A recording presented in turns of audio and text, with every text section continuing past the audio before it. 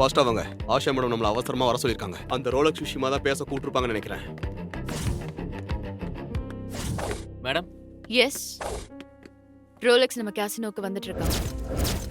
அவன் இந்த கேசினோவை ஜெயிக்கிறதுக்காக மட்டும் வரல, கேசினோவைய தடம் தெரியாம அழிச்சிட்டு போறதுக்காக வர. இந்த டைம் அவன் குறி வச்சிருக்கிறது நம்ம ஆஷா கேசினோ மேல. நான் சொல்றத கவனமா கேளுங்க. நம்ம மாட்டிக்கிட்டோம். And நீங்க எல்லாரும் ரோலெக்ஸ் கிட்ட மாட்டிக்கிறது நான் விரும்பல.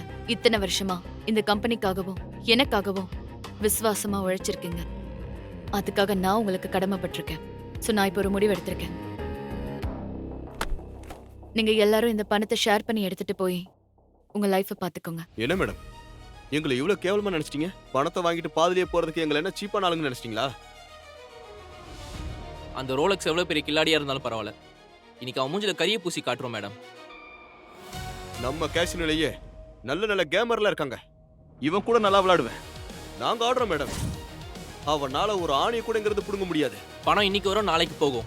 எங்க உயிர் இருக்கிற வரைக்கும் உங்களுக்கு விசுவாசமா இருப்போம் மேடம். இது நீங்க கொடுத்த லைஃப் மேடம். எனக்கு என்ன சொல்றதுனே தெரியல. ஆனா எனக்கு பணம் வேணும்.